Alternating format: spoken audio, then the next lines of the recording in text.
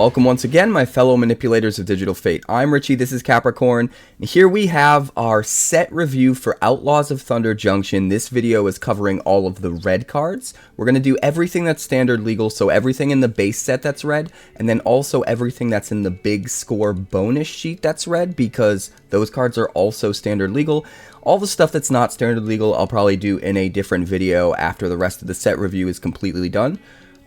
There's a couple other bonus sheets and there's commander stuff and all that, so some of those videos might come out later, but for now we're focusing on all of the standard legal cards that are of red that are in this set. Okay, before we get into it really quick, make sure you hit the like button. It does help a ton, helps this video get out to way more people, and I really need that, so I super appreciate it if you help me out with that.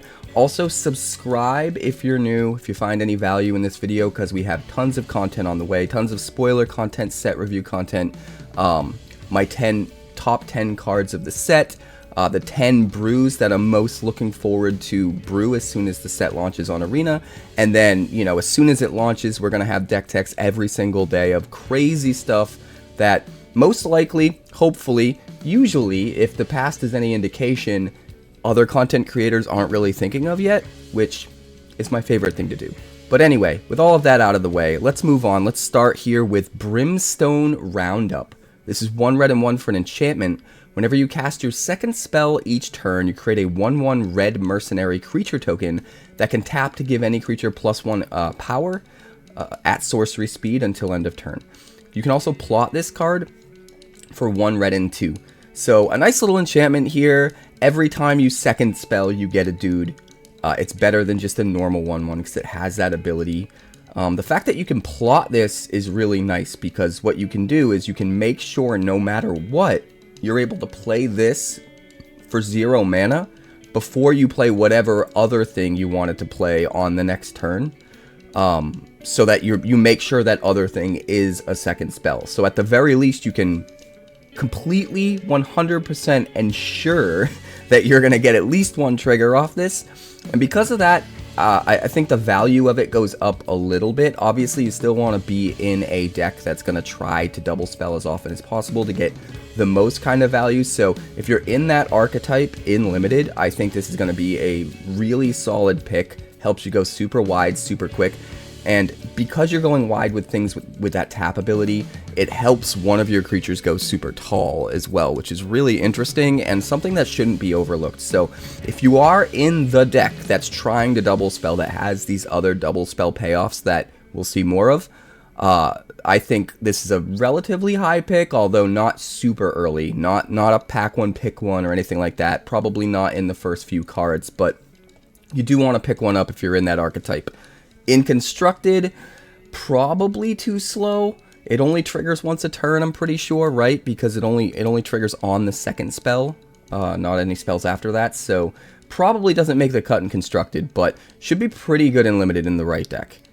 Next up, we have Calamity Galloping Inferno, and this is actually my favorite card in red for the set. This wins my favorite card. This is 2 red and 4 for a 4/6 legendary horse mount.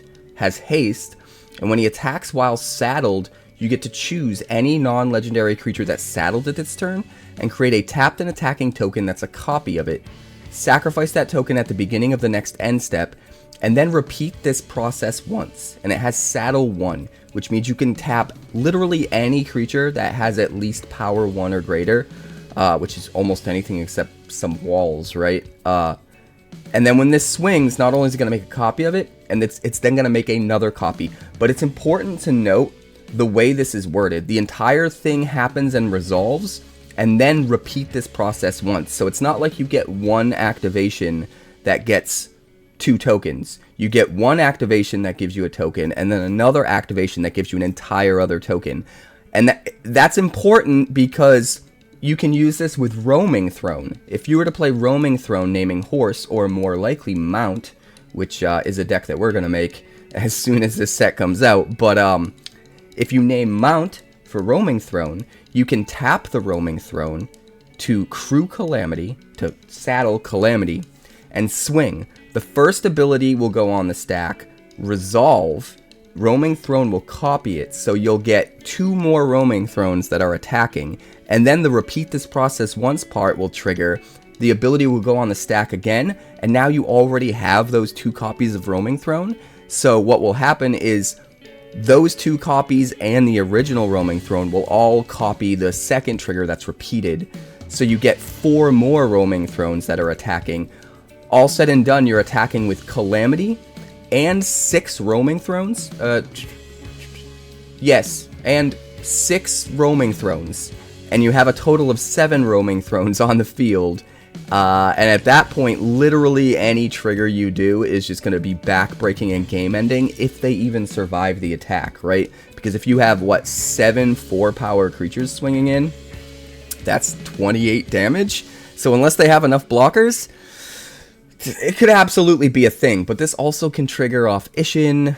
It's just really, really good, in my opinion. Even if you're not breaking it with things like Roaming Throne, just being able to make 2 copies of your best creature without putting your creature in harm's way, because you're just using it to saddle this instead, is going to be really, really good, even if you're not comboing off. So I absolutely love this card. It's a slam dunk. I expect it to be really good in Standard as soon as people figure out just the true extent of the grossness you can do with this card. I would be really surprised if there isn't a very viable, maybe not tier 1, but a very viable deck available in Standard. Alright, so moving on. Next up we have Caught in the Crossfire. 2 red for an instant with Spree. You have to choose 1 or more additional costs when you play a Spree card. So you can't just play this for 2 red and get no ability. Not that you'd want to anyway, but just wanted to get that out of the way and make sure you guys understood. If you wanted to trigger like Prowess or something, it's not an option. You have to choose at least 1 of these additional costs. +1, Caught in the Crossfire deals 2 damage to each outlaw creature. Another +1 mana, Caught in the Crossfire deals 2 damage to each non-outlaw creature. So at 4 mana, this can basically Pyroclasm the board, but at instant speed, which should not be overlooked. Instant speed still makes this a lot better because you can line up certain blocks and then do this in combat and sometimes be able to blow out your opponent when otherwise you might not. But the versatility here of if you're running an outlaw deck to only Pyroclasm, you know, the non-outlaws, the stuff that they're running, and all of your creatures, you know, escape unscathed, at instant speed in combat still can be really, really backbreaking. And then the opposite as well. Like if you're in a deck where you're not playing any outlaws at all and you happen to come across an outlaw deck, good luck. Good luck, because this is going to wipe the board with most of their early plays. And again, can probably kill some of their big stuff depending on how you block if you use this during combat to blow them out at instant speed. So the fact that this is an instant, really, really important part of the card. It's what makes it a lot better than it otherwise would be. I think at sorcery, it's just kind of okay. But at instant speed, there's just so many tricky things you can do to make sure you kill bigger creatures that this isn't enough to kill on its own. And having the versatility of going either way or both with how you deal your damage to what creatures, I think it's just it's not going to be a super high pick. I think it's a better pick if you're in Outlaw Tribal. I think you should pay a little more attention to this because you're more likely to be able to keep your guys alive and hit all their guys if you're in Outlaws trying to kill non-Outlaws than you are just hoping that you come across an Outlaw deck, right? So keep that in mind. I think that makes it a little bit of a higher pick. Still not like a super high pick, but definitely not a last pick either. Nice middle of the pack pick for you here. Next up, we have Cunning Coyote. This is 1 red and 1 for a 2/2 Coyote with haste. When he enters the battlefield, another target creature you control gets +1/+1 and gains haste until end of turn. And that's important. You can plot this for 1 red and 1 as well.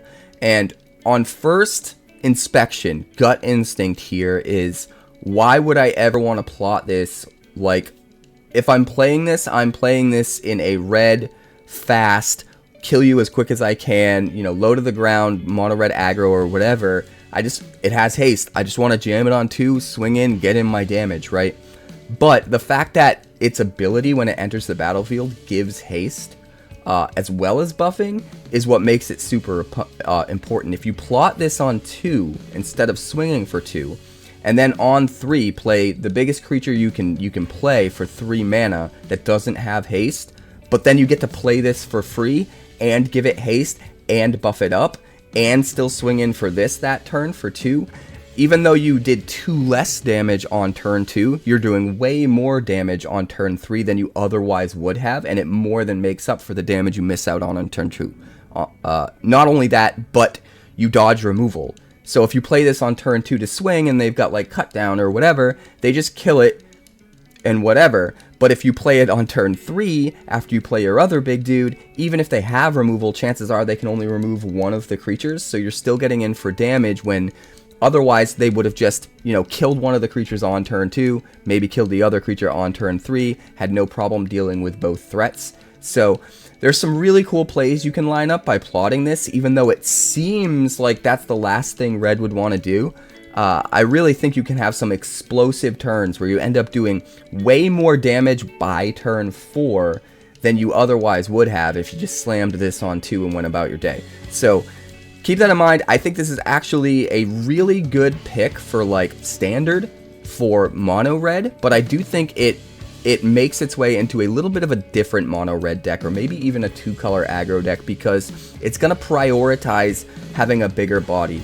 Instead of like on turn 3 playing a 2-drop and a 1-drop, or a 2-drop and a, you know, 1-mana piece of removal or whatever, you really want to just play the biggest body you can to get the benefit of that haste and +1/+1. So I really think there might be a new kind of aggro deck that brews around this kind of mentality that's a little bit bigger as far as the threats than they otherwise would have been in the past. But even just in traditional mono red, I think this is absolutely worth at least trying to make work and see how it goes. There's a lot here. I think it's a really good card. In limited, if you're playing a very aggressive deck, this is going to be great. If you're not playing a very aggressive deck, it's still going to be good. Again, you can just plot it and wait till you play your big nasty. So in limited, I also think it's a relatively high pick, but not like a pack 1 pick 1. Next up, we have Deadeye Duelist. This is 1 red and 1 for a 1/3 human assassin with reach. You can pay 1 and tap it, and it deals 1 damage to target opponent. This is kind of awesome. This is not going to be a high pick. It is a common, but it's really, really good limited filler for your limited deck. It's worth noting it blocks mercenaries super well. In fact, it can block a mercenary that's buffed up by another mercenary and still not die. It also has reach, so it can block flyers with 2 power or less all day, every day. So in a very defensive deck, which is weird for red, but in some of the double color red color combinations, there is room to play a very defensive deck.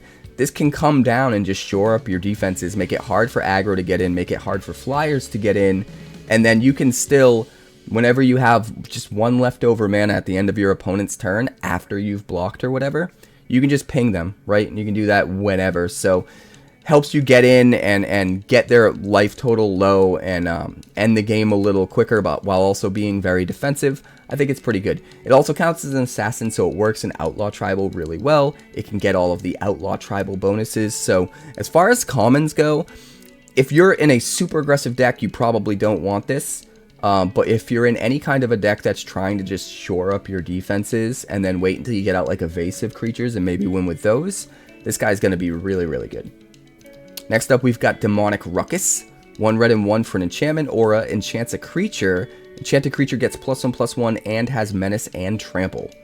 And when Demonic Ruckus is put into a graveyard from the battlefield, draw a card. And it plots for just 1 red mana. I think that's what makes this really good. So for example, in standard with mono red aggro, you really want to play Kamano versus Kakazan on turn 1, right? So that you can have a bigger creature on turn 2. That's usually the play. But if you don't have a Kamano versus Kakazan, sometimes you're just stuck playing your 1-drop creature, maybe swinging in for 1 point of damage or whatever if he's hasty.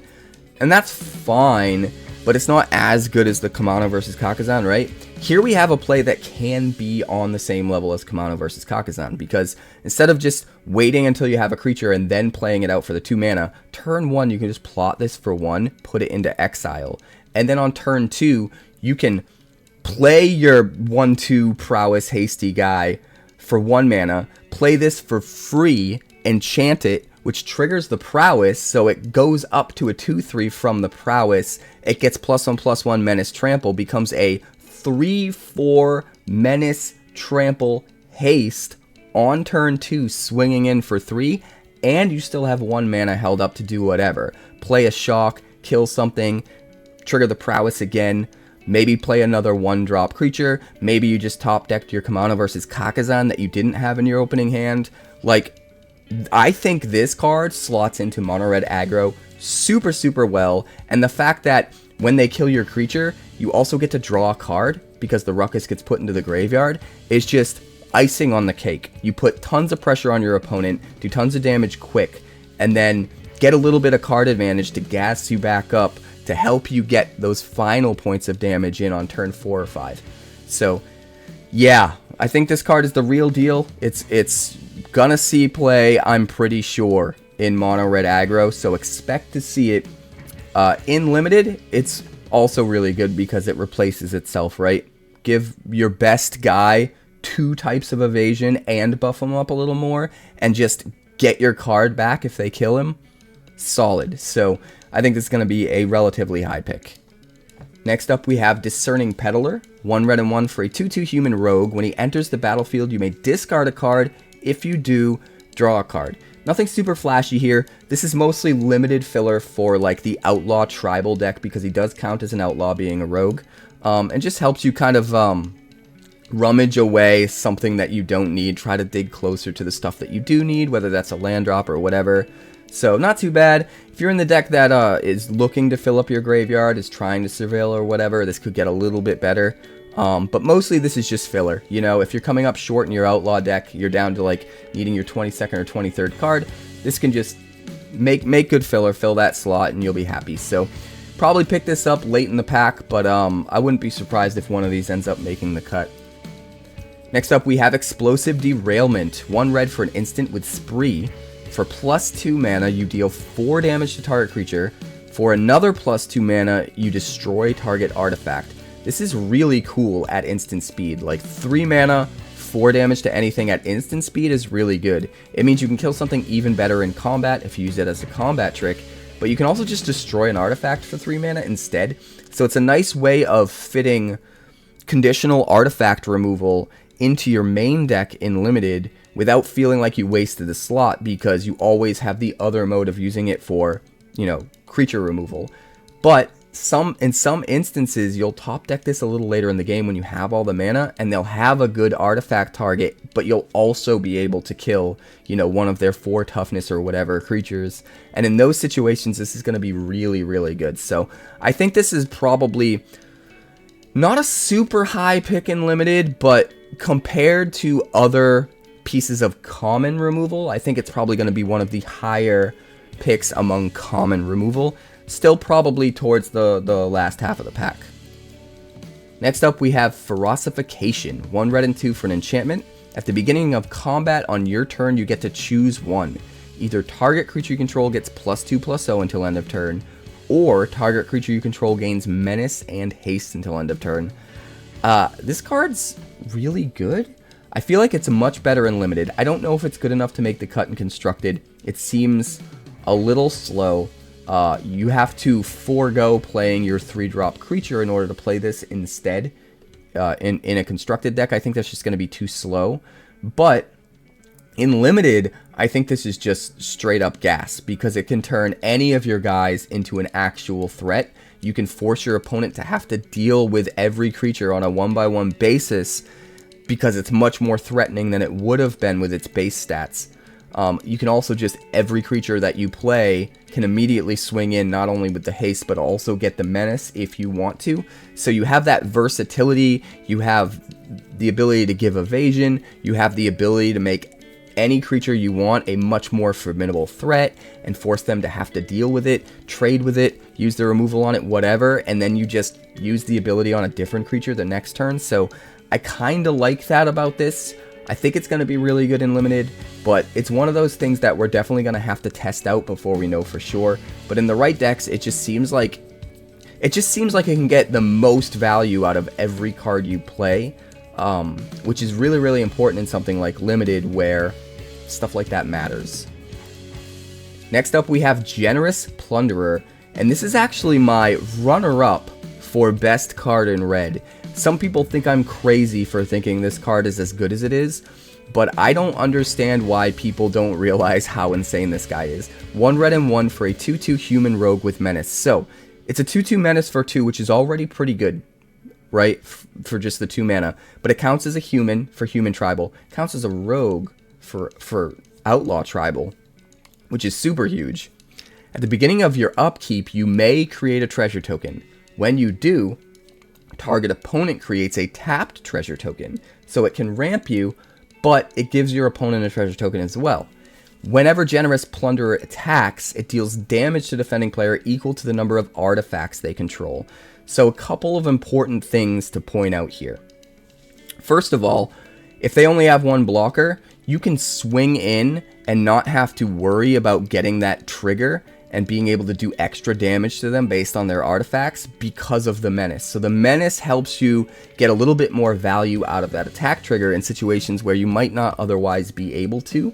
Also, you don't have to make the treasure token. That's an important thing to note out, to point out, is that if it's going to help your opponent, if you're playing against a control deck and you're really worried about them getting to 5 mana because they're going to Sunfall, you can just choose not to give them the treasure token. It's fine. Sure, you don't get one either, but having the versatility of getting to choose in the right games where it works for you, you get the treasure token. In the right games where you can't ramp your opponent because they're going to be able to blow you out with the extra mana, you just don't do it. Having that versatility makes this guy extra good. But the other thing I want to note is the fact that you don't even need them to get the treasure tokens from you in order for the attack trigger to be good. So many decks just run incidental artifact tokens. Even like Boros Convoke right now, which is one of the big meta decks, just happens to have a bunch of artifacts because they need things to blow up to make their 1/1s and stuff like that. So there's just incidental damage to be had here. Any amount of incidental damage at all along with your 2/2 menace is just going to be super good. But if you're up against a really, really wide artifact deck, they're going super deep into artifacts, this is just insane. This is just going to do tons of damage to their head, even if you're not giving them treasure tokens. But if you're in a situation where you can make the treasure token, it gets even crazier because you play this on 2, turn 3 you make the treasure token, you can ramp out a 4-drop in an aggro deck on turn 3. You get ramp without sacrificing board presence to get the ramp. Normally, to get ramp like that, you have to sacrifice the ability to put things on the battlefield that you can swing in with, that you can apply pressure on the opponent that can help win the game quicker. With this, you don't. You get your body that can swing in, that can get its attack triggers, and you get to ramp to 4 mana on turn 3 to play a much, much bigger threat on turn 3 than you otherwise would.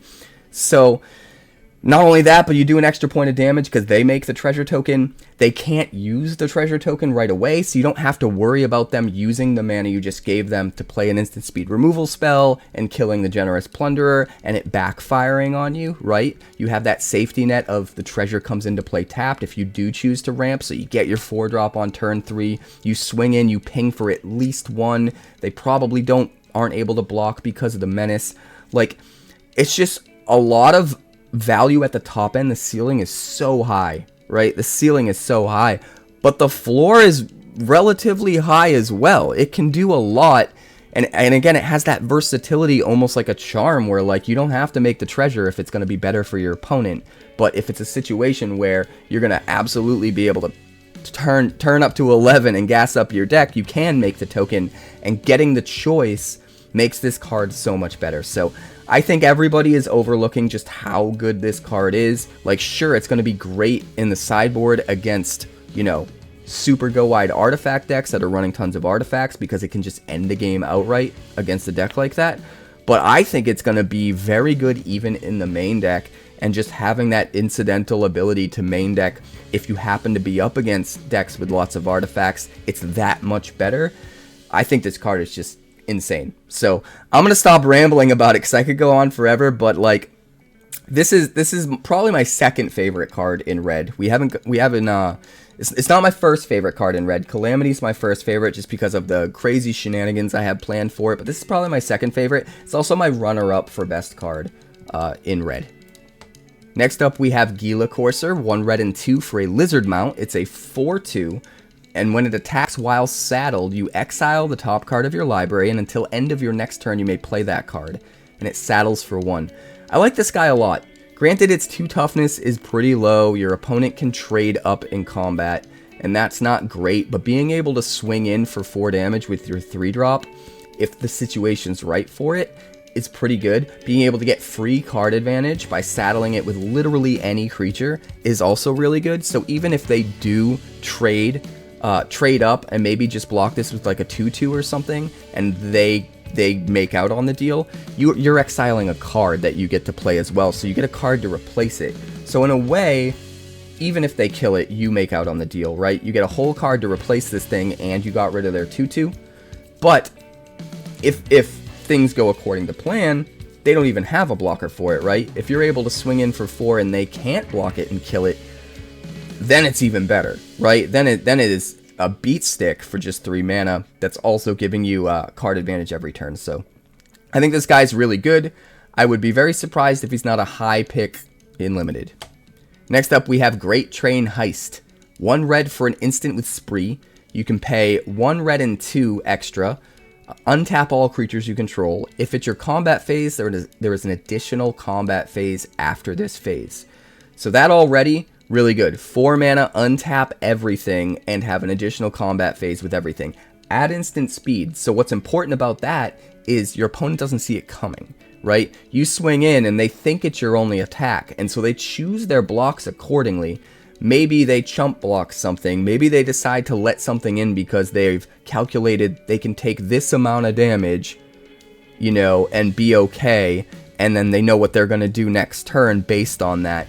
But then all of a sudden, you slam this at instant speed, and you get another combat step after they've already chosen their blockers and made their decisions, and maybe that completely changes everything for them, right? They have to redo all their math, and they're like, oh crap, now I don't have something to block anymore, I already chump block, it's dead. If I knew there was a second combat phase, I would have traded this guy for that guy so he couldn't swing in at me again. Like, now their whole life is turned upside down. So instant speed, being able to do that is awesome. But then you also have +2 mana. Creatures you control get +1/+0 and gain first strike until end of turn. So you can, you know, add to your alpha strike, make it even more damaging, and make sure your guys survive even more likely because of first strike. And then you also have pay 1 red mana, choose target opponent. Whenever a creature you control deals combat damage to that player this turn, create a tapped treasure token. Any one of these abilities is going to be really good in the right situation. The ability to have like this alpha strike up the power of all your dudes spell, that's really useful outside of those alpha strike scenarios because of the other options, just makes this really, really good. Again, just like all of the rare spree cards, I just feel like the combination of that charm mentality of getting the best, most versatile thing depending on the situation you're in, with like combined with the fact that if you get it late game and you have all the mana in the world, you can just get a ton of value out of it. So it's the versatility combined with the potential value, having both of those in the same guard, that just make it so strong. And again, at instant speed means there's just so many ways here to potentially blow out your opponent in combat. Like, you can wait until after blockers are declared to use the third ability so that they don't even realize you're going to be able to make treasure tokens, and you're able to make a ton. If you're able to use that ability and the additional combat phase, you could get double the treasure tokens or more. Like, there's just so many cool ways to use this. But moving on, we've got Hellspur Brute. And this is actually my pick for best limited card in red. This guy's just nuts. A 5/4 Minotaur Mercenary with Trample for 1 red and 4, which doesn't seem that great in and of itself, but it has affinity for Outlaws. And it's really easy to see that affinity for Outlaws and think it's not as good as it is, because we're used to getting tribal abilities like this or tribal cost reductions like this, and it only applies to 1 tribe. But you gotta remember, Outlaws is 5 tribes combined in 1. So there are 5 times as many chances chances likelihood of this being able to get a cost reduction. It's so much easier to go Outlaws in limited than it is to go a very specific creature type like Assassin or just Pirates. So super easy to go Outlaws, super easy to run nothing but Outlaws in your deck because there's just so many across the 5 creature types. And this thing is very, very easily going to come out for barely anything. 1 red mana a lot of the times. Even on curve, it can come out for like 2 or 3 mana on turn 5 or turn 4. Like, it's just insane. It's really big and can come out really quick. And it can come out on a turn where you have enough mana left over to do something else too, like maybe use a piece of removal. So there isn't a lot to say about this. I just think he's awesome. I think that affinity for Outlaws is going to be underestimated big time because people are going to overlook the fact that those 5 creature types are going to appear in the set, in your limited packs, way more often than any 1 creature type would in any other set. They're gonna see that affinity for Outlaws, and they're gonna have it in their mind that it's just as valuable as affinity for Assassins would be, or affinity for Pirates would be, and that is not the case. It is 5 times better than that, and this thing is always gonna be cheap as long as you're building Assassin Tribal, Outlaw Tribal. But part of me wonders if this is going to be good enough in Constructed too. If there is an Outlaw deck that's super deep into Outlaws and can go really wide really quick, especially with the Mercenary tokens, there's potential there. This guy could see Standard play in some kind of a ridiculous new Outlaw brew. I don't know. Let me know in the comments if you agree with me. The potential is there, for sure. He's nuts. Next up we have Hellspur Posse Boss. 2 red and 2 for a 2/4 Lizard Rogue. Gives all other Outlaws you control haste. Speak of the devil. And when he enters the battlefield, you create 2 1/1 red mercenary creature tokens that can tap to give target creature +1/+0 at sorcery speed until end of turn. So this guy alone gives that last guy that we saw 3 mana cost reduction because he creates 2 tokens when he comes into play, right? So that other guy, even if this is the only Outlaw you play, that other guy will come in for 2 mana. Right? Like, that's crazy. But we're talking about this guy now, so I'm gonna stop rambling about the other dude. Giving all of your Outlaws haste is kind of bananas. I think what makes this card really good and is the most overlooked part about it is the fact that it makes 2 tokens that have an activated ability that also have haste because they are Outlaws and get haste from the static ability on the Posse Boss.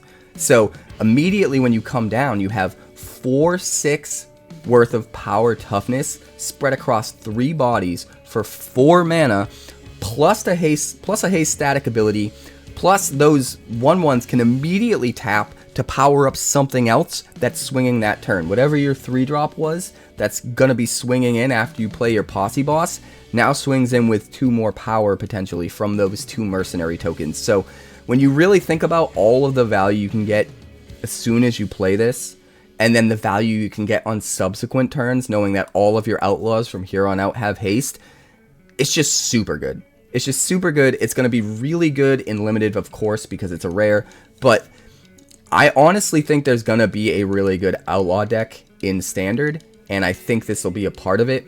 I'm excited to brew and see if we can make that happen. Next up we have Hell to Pay. This is 1 red and X for a sorcery. Deals X damage to target creature. You create a number of tapped treasure tokens equal to the amount of excess damage dealt to that creature this way. This card is okay. It's great in Limited, but it's a rare, so it's not going to show up very often. Being able to do enough damage to kill whatever you need, scalability is kind of nice. It does take 6 mana to kill a Sheoldred, and you don't get any treasure tokens afterwards, which is kind of rough. But in certain situations where you can use this to kill something smaller and make a bunch of treasure tokens, you could potentially ramp into a big threat way earlier than you otherwise could have. Maybe you're using this on, turn 3 to kill a 1 toughness guy that has a problematic ability, and you get 2 treasure tokens so that on turn 4 you can then play a 6-drop or something like that. Or maybe there's, there is some treasure synergy within this set that really cares about treasure tokens. So if you're running some of that stuff, maybe the treasure tokens are that much more valuable to you. You can get a little bit more value out of this card. But when all is said and done, I just, for the most part, I don't think this is quite going to be good enough to make the cut in Constructed. It's going to be great in Limited, but it's not going to show up very much in Limited. You definitely slam it if you do get it in Limited in your pack. But yeah, I don't think this is quite it. There could be a fringe deck that really cares about treasures that can make use of this, but outside of that, I don't think this is it. Next up, we have Highwave Robbery, 1 red and 1 for a sorcery.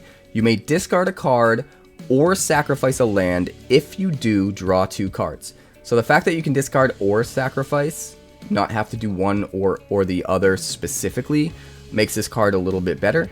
But then it plots for 1 red and 1 as well, which is really important because that means if you don't have something you want to discard or sacrifice yet, but you don't have anything else to play, maybe your only other card in your hand is a 6-drop beat stick, right? And you've got 5 mana out and you do not want to discard it, but you also can't do anything else, right? You don't have that extra land to play your 6 mana big beat stick guy.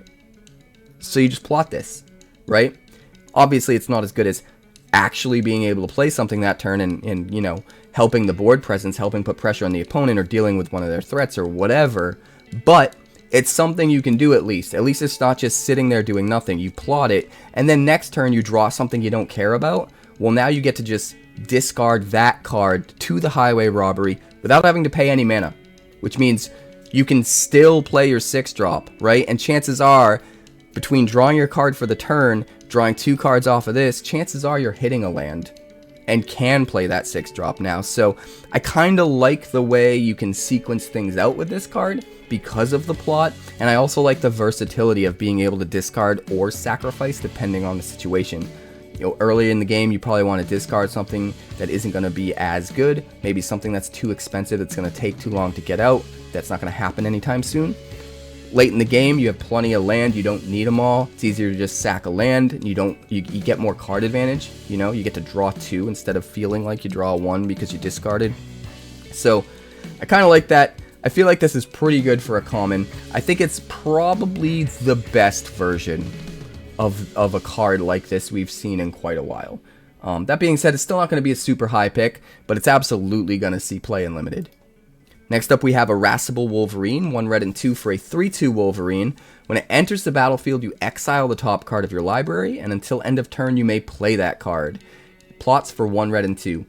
I love this. If you get this later in the game, you just slam it, exile a thing, because you have plenty of mana left over to probably play that thing right away anyway.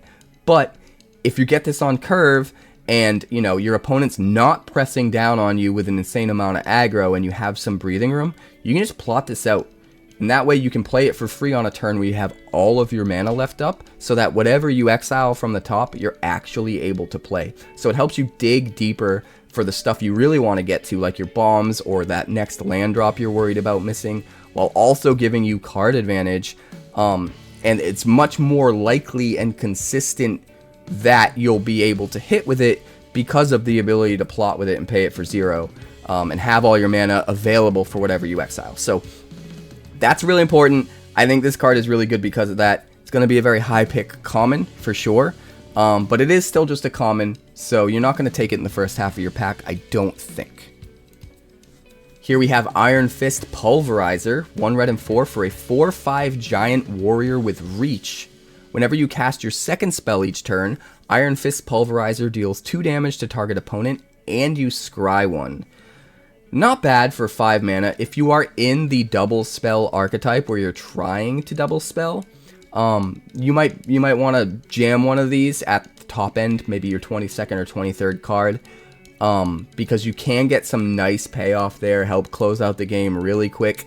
And in Limited, where you have a much smaller deck, 40 cards, that scry one's going to be super important if you're able to make it pop off every turn. At that point in the game, you're much more likely to finally twice as likely to dig into that bomb you're looking for to just finish out the game, right? So, pretty cool at the top end.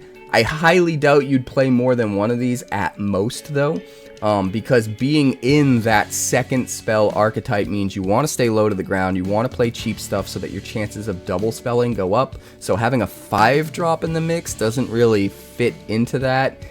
He's payoff for playing double spells, but very rarely are you going to be able to double spell the turn you play him, because he costs an entire 5 mana.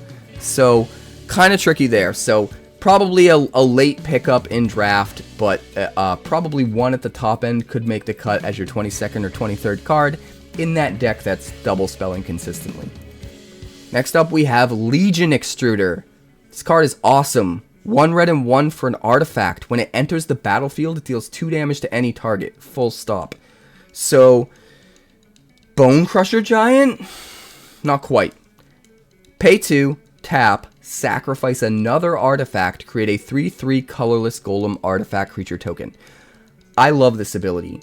Now, normally, in the past, historically speaking, cards that had abilities like these, where you could create a lot of value over time once a turn by turning less than stellar permanents into much better bodies, usually they're too slow, right? Usually you have to kind of take a turn off to play them, put you behind on tempo, and you can't really make it work. But because this deals 2 damage when it enters the battlefield, you're able to not have to worry about that. You're able to actually impact the board the turn you play it. You can kill their 2 toughness guy, or do the last 2 damage to kill off a guy that, you know, you did damage to in combat, or whatever the case may be. And then have this ability online that didn't cost you really all that much tempo to get online, that now for the rest of the game, every turn you could theoretically sack an artifact to make a 3/3, and as the game goes on, you just accrue more and more value that eventually snowballs and can take over the game. I kind of love that. It's obviously going to be especially good with things like Oni Cult Anvil, where you want to be sacrificing artifacts anyway. You're going to get an extra 1/1 from the Anvil every time you make a 3/3. And like I said, there have been some abilities like this in the past that people have tried to use with Anvil, and they just end up putting you a little bit too much behind on tempo. This doesn't do that. It's also not a creature itself, so it's a lot harder to kill. Because we've had like Smelter and stuff like that in the past that have had similar abilities, but they're creatures, they're easy to disrupt. So being able to do this with an artifact that's a little harder to get rid of, if they do want to get rid of it, then maybe they can't get rid of your Oni Cult Anvil if you're using both, but stapled onto this 2 damage to any target ability so that you don't lose board presence or don't lose tempo the turn that you play it. Super, super important, and that makes this card way, way better than it otherwise would have, and that's why it's a mythic, honestly. Also want to point out, it's 2 damage to any target, so if you just top deck this later in the game and they're at 2, you just win by playing it. Or if you have an Anvil on the field and they're at 3, you could just win by playing it and then sacking it to the Anvil to ping for 1. Like, that's gotta be worth something too, right? And since it's an artifact, you can just flicker it.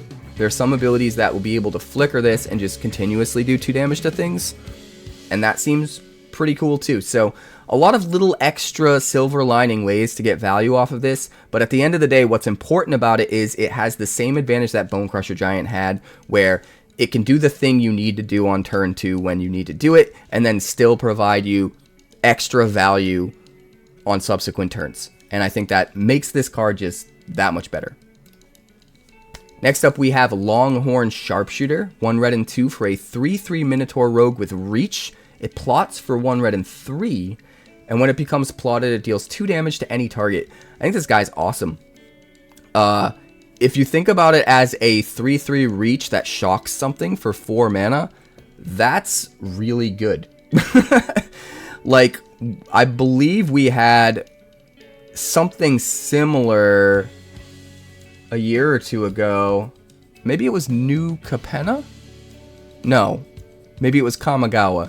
There was a guy with a similar ability where when he entered the battlefield, he could deal 2 damage to anything, but his body was not as good as this. I think it was a 2/3.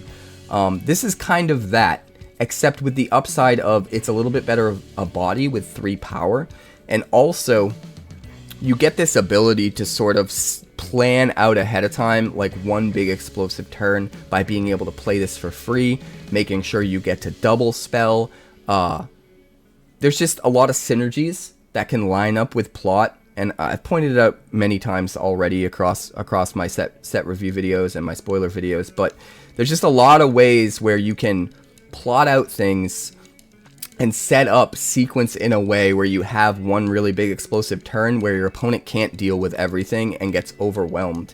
Plot's just going to be really cool to deal with, to play with rather, because it kind of changes up fundamentally the way games can be sequenced. Like, so many decks are used to having to hold up removal on a certain turn to kill the thing that turn so that you don't get ahead, but like if you're not playing anything on that turn because you plotted, and then you're playing a bunch of things all on one turn, that's too many things for them to kill with their removal. I don't know, it's just gonna create very interesting gameplay scenarios and decision making, and I'm excited to see just all these little ways that are underestimated that plot's gonna be very valuable. Next up, we have Magda the Horde Master, 1 red and 1 for a 2/2 legendary dwarf berserker. Whenever you commit a crime, you create a tapped treasure token. This ability triggers only once each turn, and you can sack 3 treasures to create a 4/4 red scorpion dragon creature token with flying and haste. Activate only as a sorcery. Magda's awesome. 2/2 for 2 is fine. It's worth pointing out that you can commit a crime on your turn and on their turn, so you can get 2 treasures every turn cycle. So even though it's limited to once a turn, very, very easy to commit crimes at instant speed. So you kind of have to treat all of these once a turn commit a crime triggers as like twice a turn cycle. You really got to get in the mindset of thinking of it like that, because it's so easy to make that happen. And then also the other thing I want to point out is the fact that when you sack the 3 treasures to make the dragon, the treasures don't have to be untapped. They have to be untapped if you're sacking them for mana for their normal use, but if you're sacrificing 3 to make the 4/4, they don't need to be untapped. So you could have 2 treasures already, commit a crime to get your 3rd, and then immediately sack all your treasures to get your 4/4. And that could be a super good play. So there's a lot of ways for this to be better than it looks on paper, and I'm excited to finally play with it. Next up, we have Magebane Lizard, 1 red and 1 for a 1/4 lizard. Whenever a player casts a non-creature spell, Magebane Lizard deals damage to that player equal to the number of non-creature spells they've cast this turn. So this is a super good defensive card that shuts down a few of the different archetypes within this set in Limited. First of all, 1/4 body for 2 is great. It's going to come down and stop aggro in its tracks in general. But if your opponent is playing the double spell deck, this is going to punish them by dealing them potentially 3 damage every turn that they try to double spell.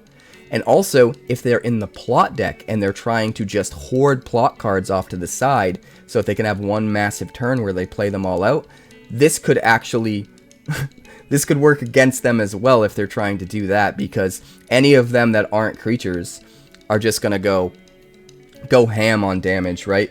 Also worth noting that in older formats, in Constructed, things like Storm get really hosed by Magebane Lizard, because if you're playing a Storm deck, every time you're trying to increase your Storm count, you're also increasing exponentially the amount of damage you're taking from every spell you cast. And most of the time, the Lizard's going to be able to kill you before you get your Storm count high enough to do whatever combo you're trying to do in your Storm deck. So I expect this to be a really good sideboard card for older formats against Storm.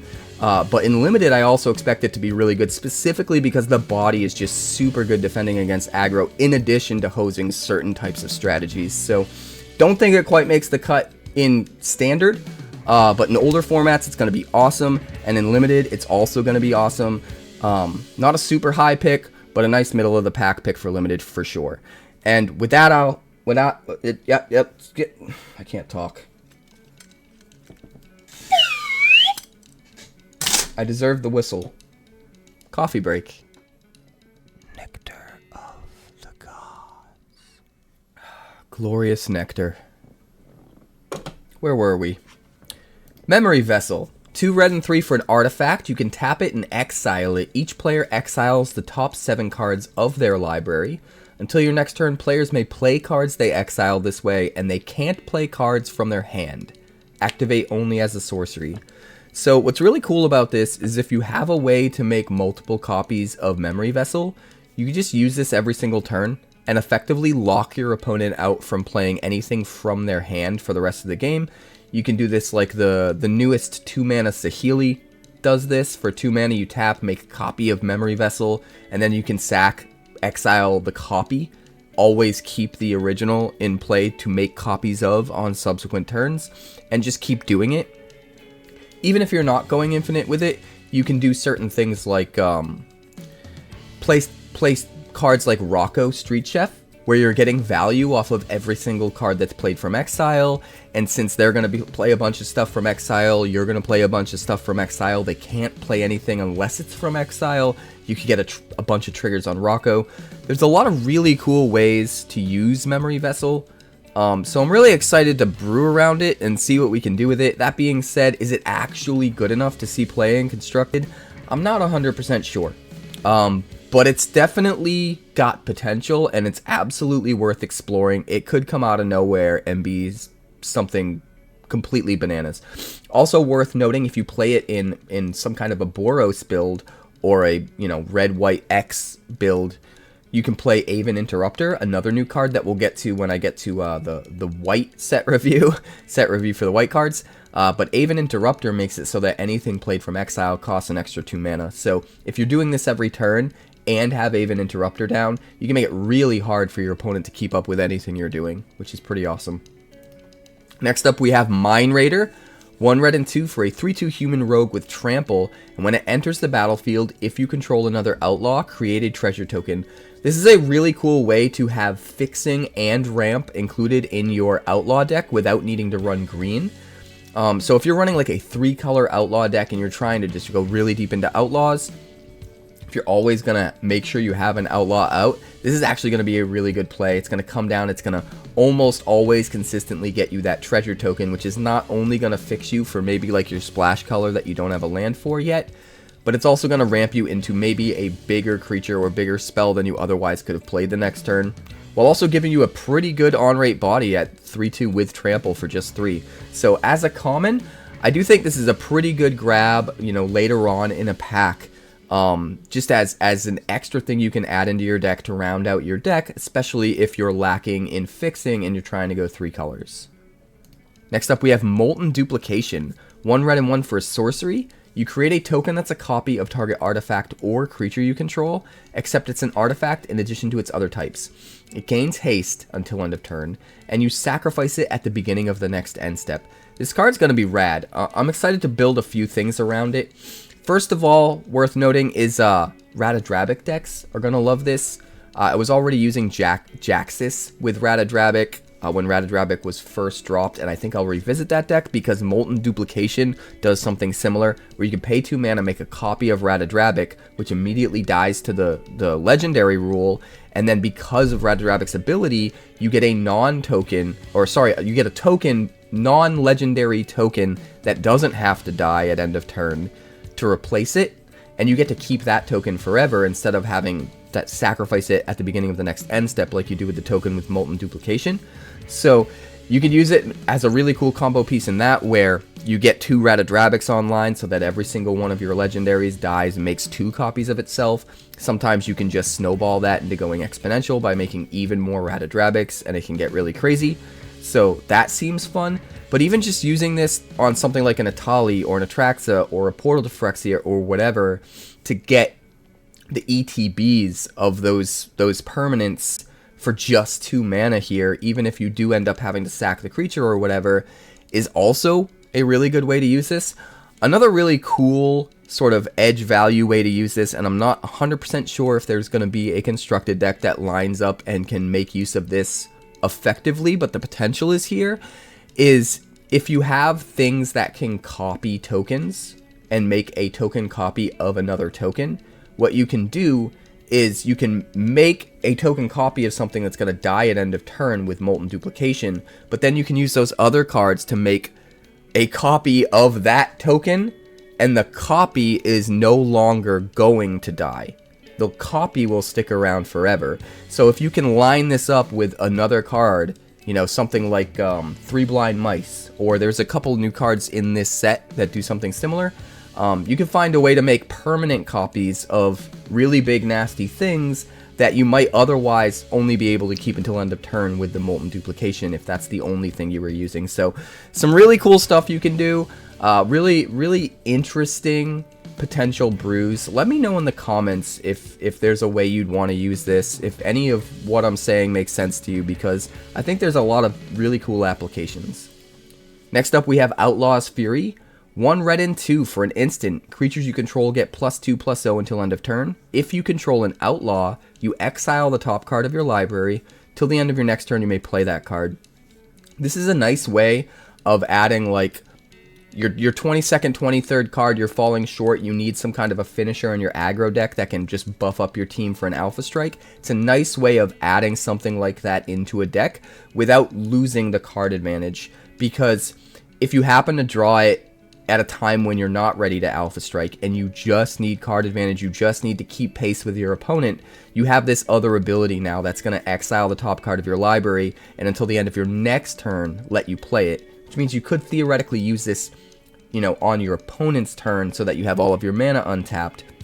Even if you do use it on your turn, you have until the end of your next turn. So you're going to be able to have all of your mana untapped to play that card.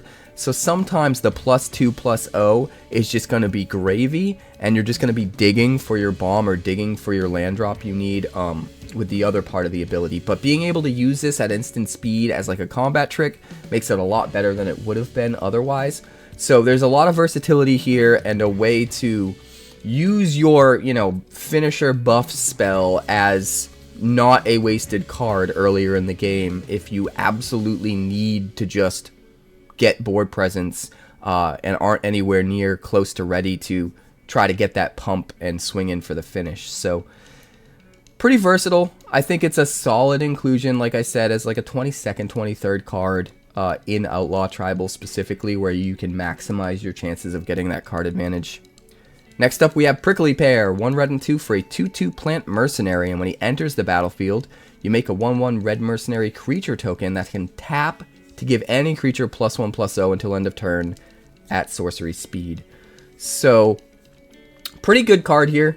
Again, all of the commons are just way more playable than they used to be. Now that we have these play boosters, right? The way that they've sort of rearranged how many commons and how many uncommons they are and planned for the set to be draftable.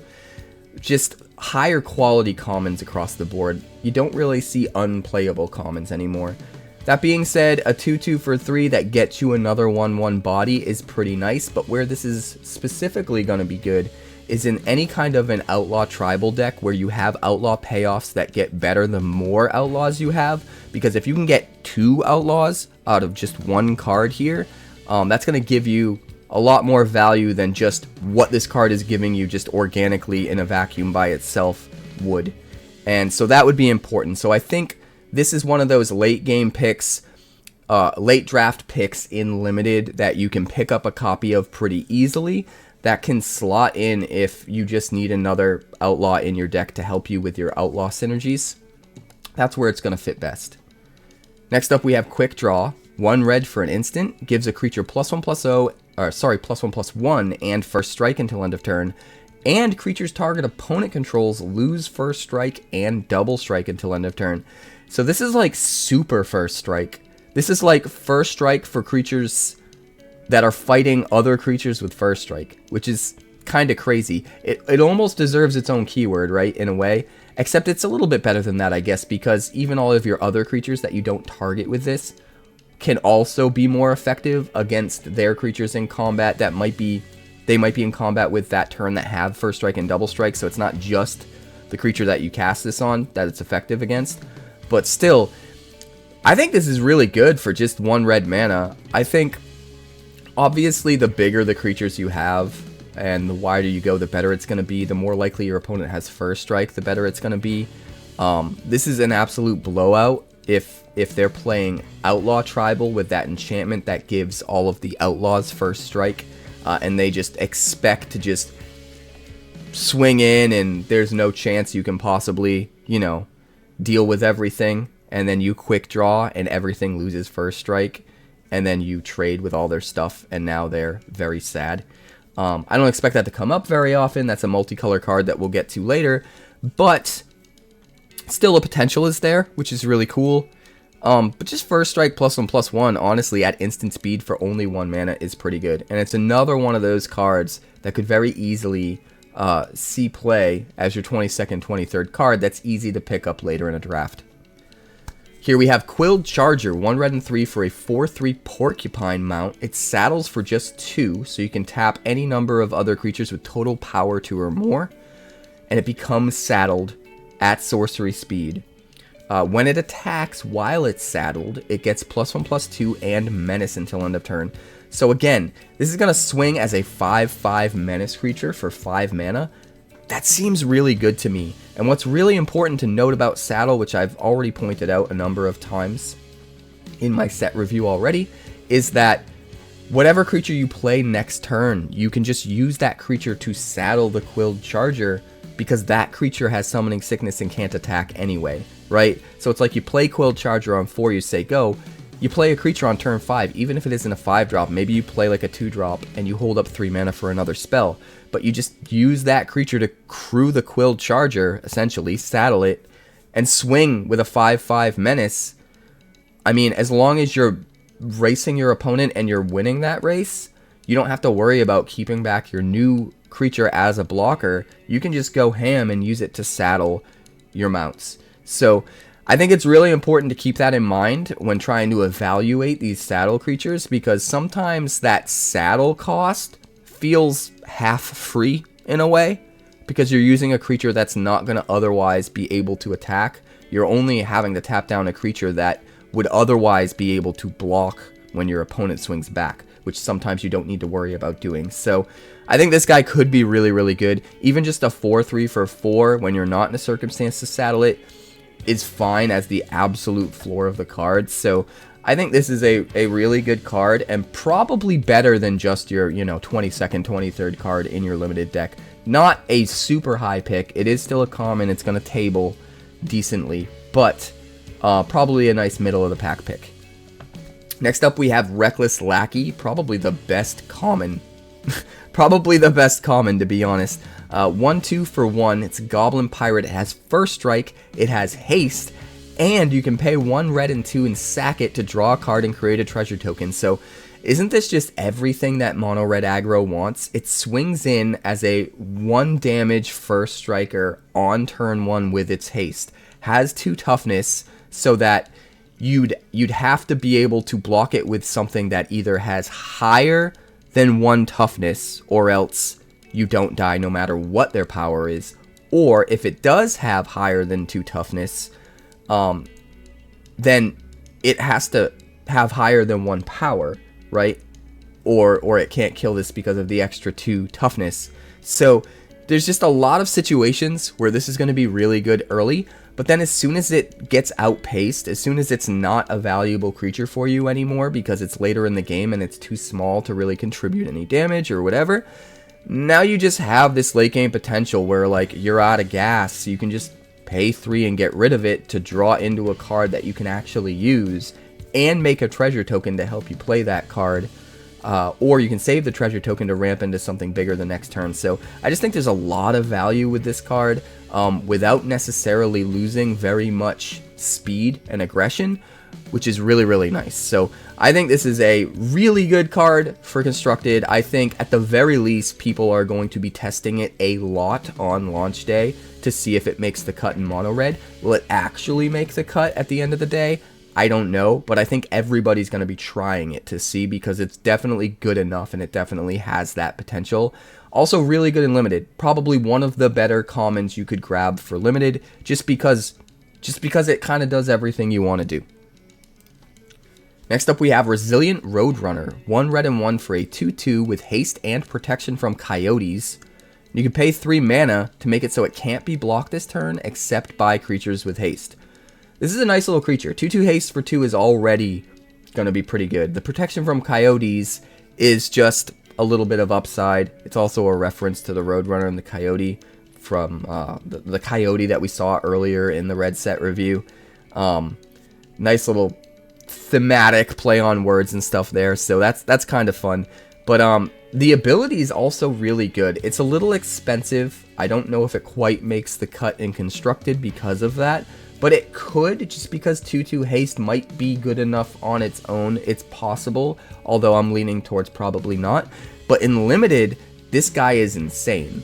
In Limited, you get to play him as a really good aggressive threat if you're a very low to the ground. Just go super wide, super aggro, try to close the game quick. But even outside of that, he's useful because later in the game, when you have mana to spend and you're running out of gas and things to play, you just need a mana sink. You can just make sure this is mostly unblockable and getting in for 2 every turn. If you get them down to 6, and then you can just drag out the game for 3 more turns and just pay the 3 every turn and just get in there and just close out the game. Sometimes that's super valuable, especially for a red deck that's trying to close the game quick and can get the opponent low, and then sometimes they'll stabilize against that while they're low on life, and you just need to find a way to get in for those last points of damage. So I actually think this guy's really, really good in Limited. He's one of the top picks. I wouldn't say a pack one, pick one, but very high pick for me at least. Has a chance in Constructed, but probably not. Next up, we have Return the Favor. 2 red for an instant with Spree. +1, copy target instant spell, sorcery spell, activated ability, or triggered ability, and you may choose new targets for the copy. Another +1, change the target of target spell or ability with a single target. So this is pretty wild. Not only can you copy a spell, but you can change a target of a spell. So in a way, this is like a super counterspell. This is like better than a normal counterspell. If your opponent tries to use removal on your creature, you can change the target of their removal spell to hit their creature. So not only, if you just use that one ability, not only are you stopping their removal spell like a counterspell and killing their thing, so you're getting a 2-for-1, which is doubly good than a counterspell, but then you also have the ability here of paying just 1 extra mana and making another copy of that spell. So you could turn their spell against them, basically netting you a 3-for-1, killing 2 of their things, saving your dude. That just seems insane. And I think this card is way more playable than it looks on paper because of the fact that you can use it on their spells in that way, right? And that just makes it insane. It's also very versatile in that you don't have to use it on a spell. If they have a Planeswalker and they activate a loyalty ability, right? You could change the target of that loyalty ability to something else and copy that ability. So you could say, oh, you activated that loyalty ability? No. You get none of those loyalty abilities and I get 2 of them. That's also kind of crazy. So I think the versatility of being able to use this either way for 3 mana, plus just the value of being able to use it both for 4.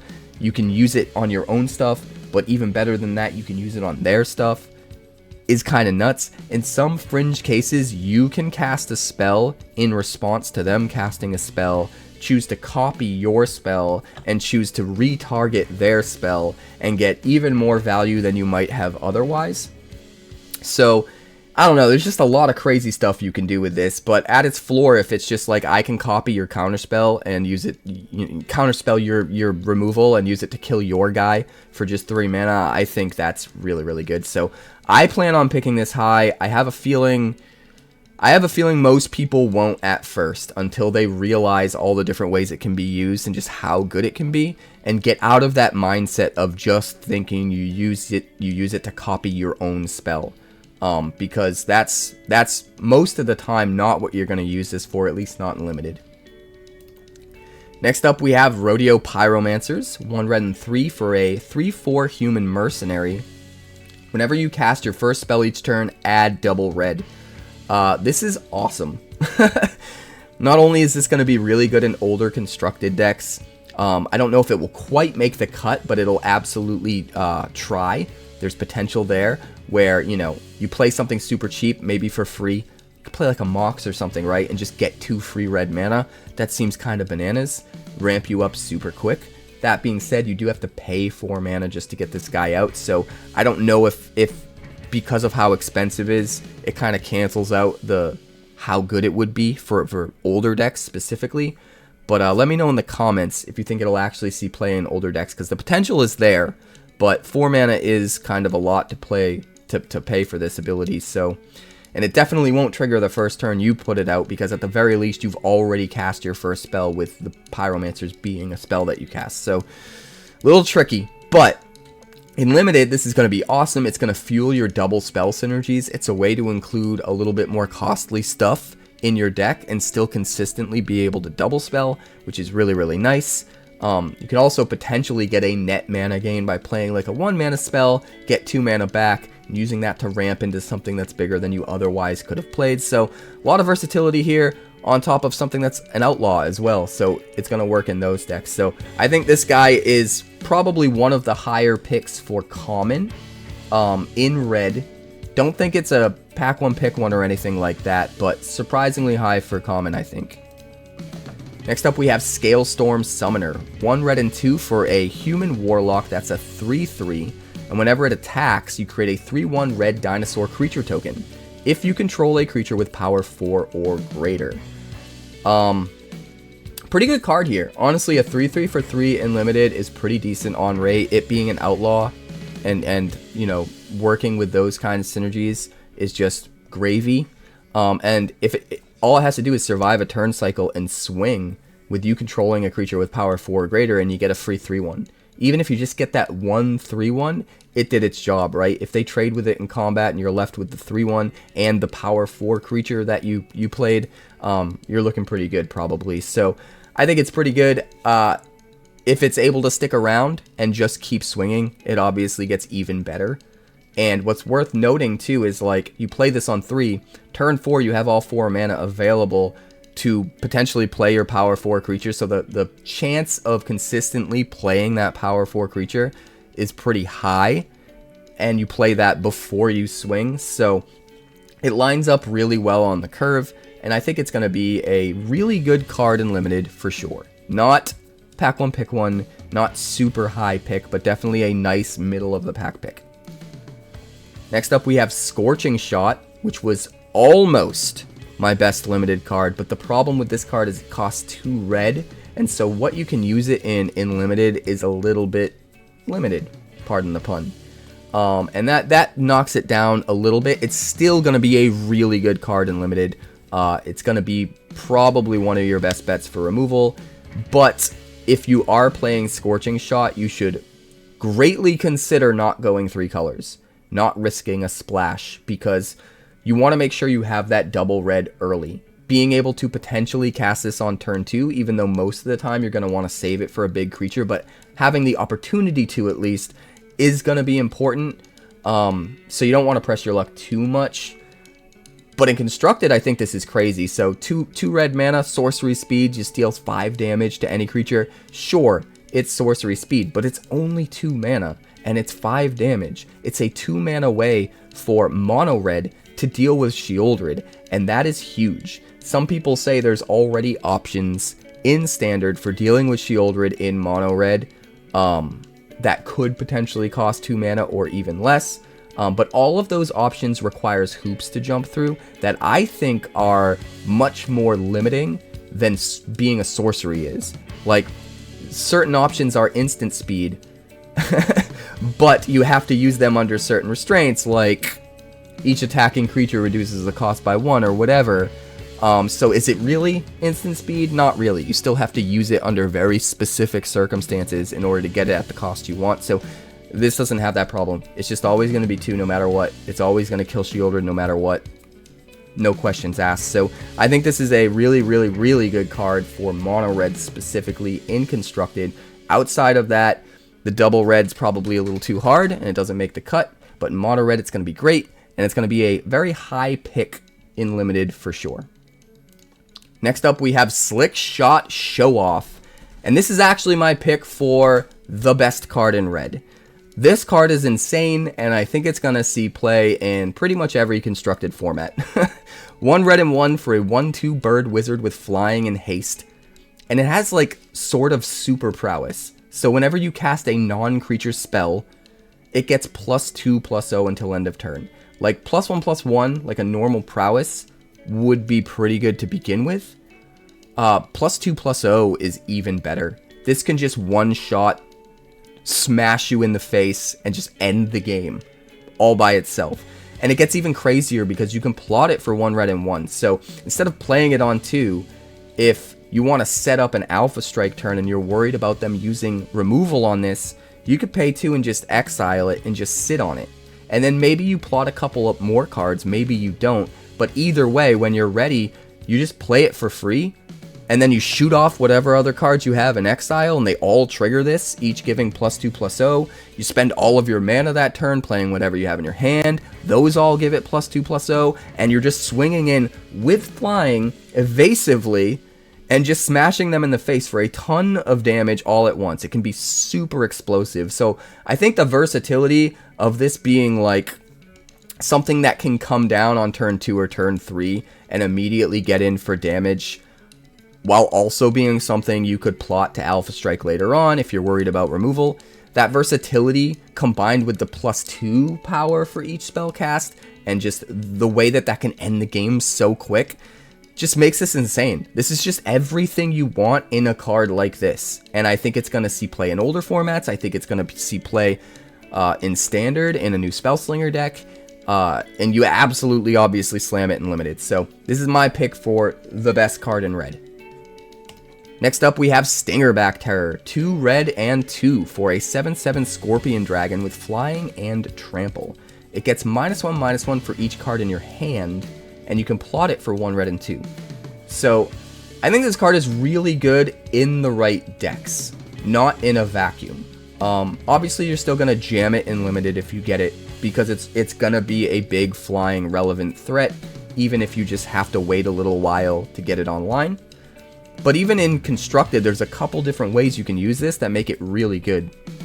If you're playing mono red where you're just going to run out of gas really quick, you could play a couple of these at the top end, and it could be the last card in your hand because you just vomited everything else out onto the board, threw everything you had at your opponent's face, and this is the last card you have, and you just play it.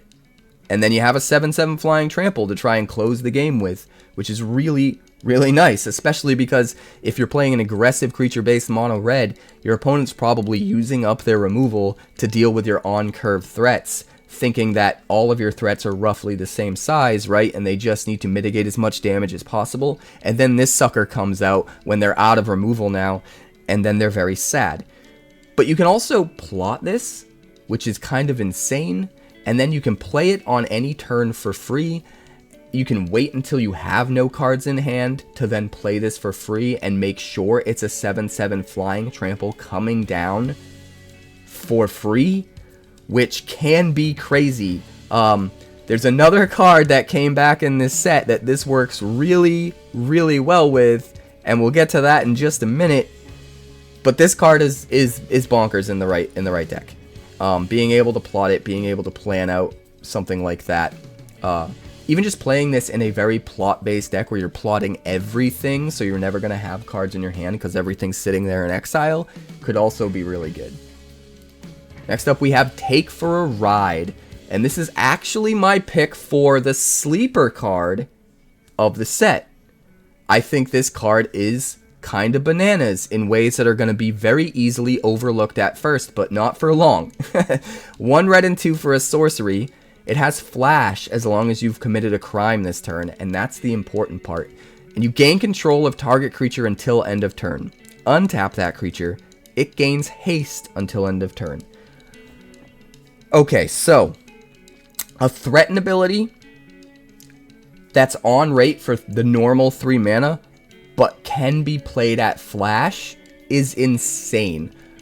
When you really think about how much more valuable a threaten effect is on your opponent's turn, you start to realize the insane things that this card can do.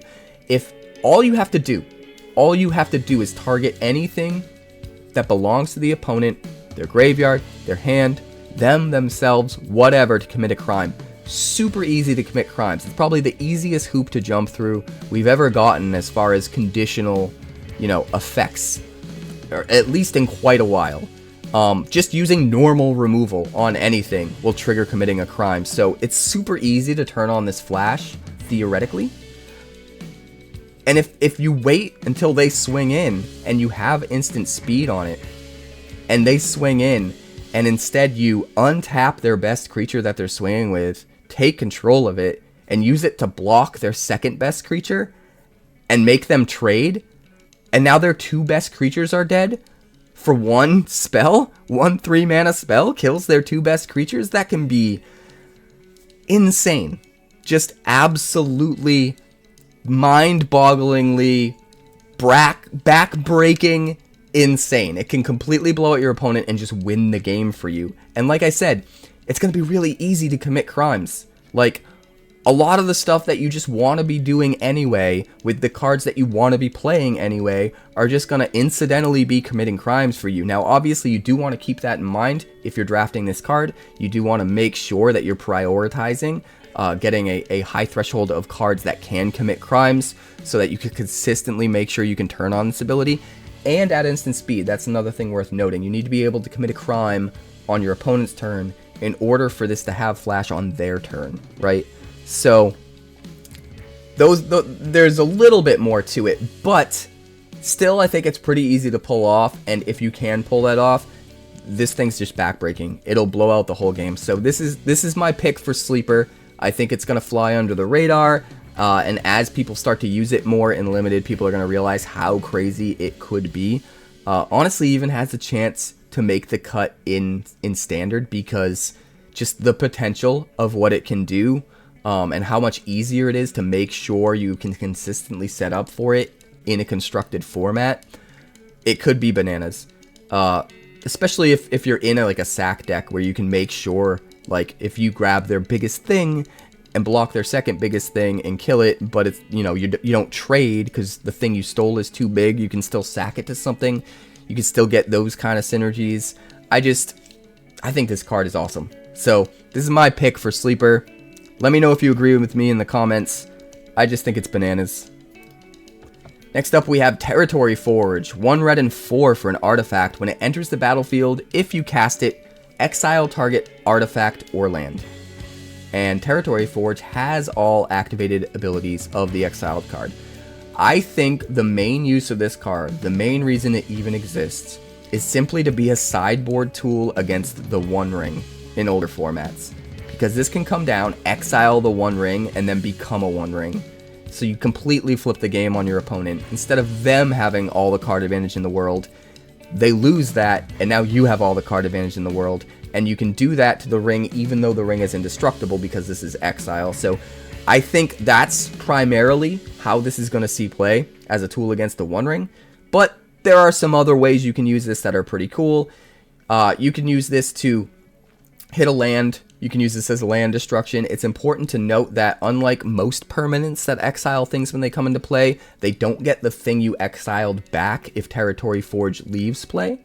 So even though you have to cast it in order to exile something else, so you can't make like token copies of the Forge and keep exiling things, what you can do is bounce the Forge back to your hand and replay it so that you can exile something else. And you can do that as many times as you can afford to bounce it back to your hand and do the thing. So any cards that enable that sort of a play pattern could be really good with the Forge. It might be a little too cute to actually pan out, but I think it's worth exploring at least. Pretty interesting. Even if you hit a land with this, you can then tap the Forge for mana, which is pretty cool. So a lot of potential here. It's also worth noting that even though making a copy of the Forge will not allow you to exile something else if you make like a token copy of the Forge, I'm pretty sure you will have all of the abilities from the original Forge from whatever you exiled originally. Correct me if I'm wrong in the comments, because I'm not 100% on that, but I feel like that's how it should work. Also, it's worth noting, if you have an actual spell, like an actual permanent that can enter the battlefield as a copy of an artifact when you cast it, it'll still count as a cast spell that enters as a Territory Forge, and it'll still let you exile. So maybe there's some cards out there that let you do that as well. There's potential here. It's a little cute, but there's potential. Next up, Terror of the Peaks. That's right, Big Daddy Dragon is back. Almost my pick for best card. It's definitely in the top 5, probably in the top 3, but it didn't quite make the cut. This is 2 red and 3 for a 5/4 dragon with flying. Spells your opponent's cast that target Terror of the Peaks cost an additional 3 life to cast, which is strictly better than Ward Pay 3 life, because Ward Pay 3 life is an ability that triggers that counters the spell if they don't pay the 3 life. And therefore, uncounterable removal spells can get through it without having to pay the 3 life. This is not Ward 3 life, so you do have to pay the 3 life to target it, no matter what. That's worth noting. And whenever another creature enters the battlefield under your control, Terror of the Peaks deals damage equal to that creature's power to any target. This card's already insane. It's absolutely going to see play in Standard now that it's reprinted in Standard. But it's even better in this set because we have so many cool plot cards. And if you could just plot out a bunch of creatures, and then on turn 5 just play Terror of the Peaks, and even though you have no mana left over, you can immediately play all your plotted creatures because they cost 0, and they all immediately trigger the Terror of the Peaks. You can get so much value off of that it's almost worth just taking the tempo loss early in the game to just plot things instead of playing creatures to the board. You can just nuke a bunch of things on their side of the board or do a bunch of damage to their head all in one shot. You can do so much crazy stuff. And that Stinger back, the dragon that we looked at earlier, that plots for 3, and if you have no cards in hand, it's a 7/7 flying trample. That can come in for 0 mana as a 7/7 if you're out of cards. So if you're just plotting everything, and then you're finally out of cards, you slam Terror of the Peaks, you slam that guy, which comes in as a 7/7 because you have no cards left in your hand, immediately does 7 damage to anything, and then you slam the other guys that are plotted too. Like, that's just a ton. So they could potentially combo together. There's also a card in blue that is a plot creature that comes in as a copy of any creature. So if you plot that and then play that for 0 mana on turn 5 when you're out of mana and you just played Terror of the Peaks, it comes in as another copy of Terror of the Peaks, immediately does 5 damage triggering the first Terror of the Peaks, and then if you have other creatures that are plotted that can be played for 0 after that, like the other dragon we talked about with 7 power, it can immediately come in for free and do 7 twice, trigger off both Terror of the Peaks because now you have a copy of it. So there's a lot of crazy shenanigans you can do. This card was already insane, but it's insane because of plot. Like, plot works so well with Terror of the Peaks. We are absolutely brewing that deck for sure when the set drops. So let me know if you're excited about that one, because I'm pretty excited about it. But we're gonna move on. Next up is Thunder Salvo, 1 red and 1. For an instant, it deals X damage to target creature, where X is 2 plus the number of other spells you've cast this turn. So the floor here is it's 2 mana for 2 damage at instant speed, which is honestly fine. You know, it's a little bit below rate, but there's plenty of spells that like Bone Crusher Giant stuff, even though you get a ton of value on the back end, that are still plenty playable at that rate, right? So the fact that this can go up based on the other spells you've cast this turn makes it a lot better. If you're in that archetype where you're trying to double spell, this is going to go up in value. You're probably not going to grab it early, but once you get about halfway through pack 2 and you start to realize you're deep into the double spell playing to a turn archetype where you have other payoffs already, being able to snatch up a copy or 2 of Thunder Salvo that slots in really easily into that sort of deck, and at the very least is consistently going to do 3 damage for 2 mana at instant speed, which is completely on rate, and has the potential to maybe do more than that if you can go off with a few more spells in a turn. Plot helps you with this. If you have a couple things plotted, you can like plot something for free, cast a spell from your hand for 1 mana, and then cast a Thunder Salvo.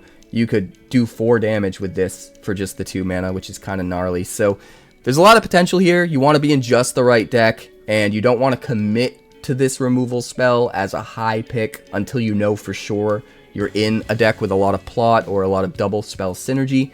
But if you're there, pick up a copy or two later in the draft, and it'll probably make a really good inclusion to that deck. And the last card in red is Trick Shot. 1 red and 4 for an instant. It deals 6 damage to any creature and 2 damage to up to 1 other target creature token. This is pretty interesting. In limited, I think this gets a little bit better because it can specifically hit mercenary tokens, which are pretty prevalent in this set, and also kill a really big creature with 6 toughness, 6 or less toughness. Both at instant speed.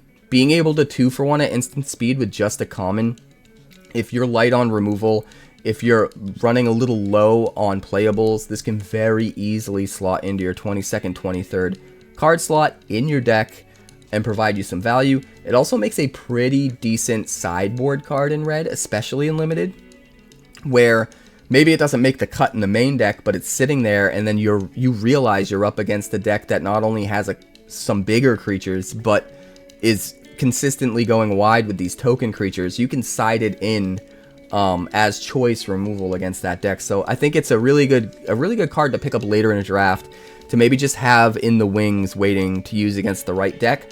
But it could also be main deckable if you're a little low on removal and you want to just make sure you have enough. Constructed, probably too expensive.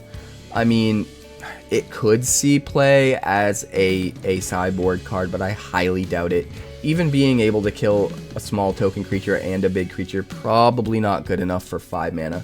5 mana is an awful lot, right? 5 mana is an awful lot to kill Sheoldred and then maybe also kill a token creature. So I don't think it's going to make the cut in Constructed, but nice little addition in Limited in the right deck, especially in the sideboard. And that's it for Red. That's the whole set review for Red. Red was a mouthful, guys. I'm not gonna lie. It took a while to get through it, but I appreciate you sticking it through the end. If you made it to the end and you watched the entire set review, you are a real one. Let me know in the comments below by leaving a comment that says, "Yo, I'm still here," and I'll heart those comments like I always do because I appreciate you. If you stay for the entirety of the whole video, it does mean a lot to me. And I want to make sure and point those people out and thank them when that happens. So let me know in a comment. Also, like the video if you haven't already yet. I really need this to get out to as many people as possible. It's a lot of work. It's a lot of time. And every little bit does help. So I appreciate that greatly. Subscribe if you're new. Bunch of stuff on the way. Black is up next for the set review. Tons of deck text coming as soon as the set launches. So look forward to that. Thanks for hanging.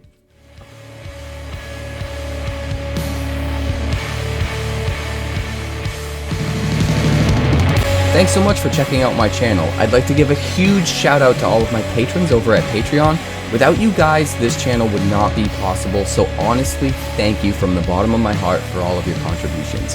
If you haven't yet, like and subscribe. The more likes we get and the quicker we get them, the bigger this channel will grow and the faster it will grow. I'd love nothing more than this channel to become something very special for you guys, but it's entirely up to you how fast that happens. Also, if you'd like more deck text, that's somewhere over there. And if you'd like to see what else the channel's been up to lately, that's somewhere up that way. Also, subscribe, circle below, do all the things.